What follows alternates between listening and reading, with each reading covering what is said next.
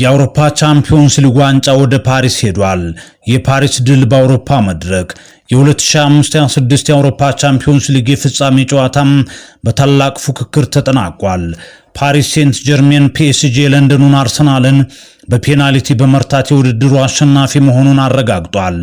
በጨዋታው መጀመሪያ ላይ ካይ ሃቨርትዝ በአምስተኛው ደቂቃ ላይ በአስደናቂ ብቃት አርሰናልን መሪ አድርጎ የነበረ ቢሆንም በሁለተኛው አጋማሽ በ64ኛው ደቂቃ ላይ ኦስማን ደምቤሌ በፔናልቲ አማካኝነት ውጤቱን ወደ አቻነት ቀይሮታል። ከአስደናቂና ልብ አንጠልጣይ የጨዋታ ደቂቃዎች በኋላም አሸናፊውን ለመለየት በተሰጠው የፍጹም ቅጣት ምት ፔናልቲ ፓሪስ ሴንት ጀርሜን 4-3 በሆነ ውጤት አርሰናልን አሸንፎ ዋንጫውን ወደ ፓሪስ ወስዷል። ለአርሰናል ተጫዋቾችና ደጋፊዎች ከባድ ምሽት ቢሆንም ፒኤስጂ በታሪካዊ ፍጻሜ ጨዋታ የላቀ የአእምሮ ጥንካሬ በማሳየት ድሉን ሊጎናጸፍ ችሏል።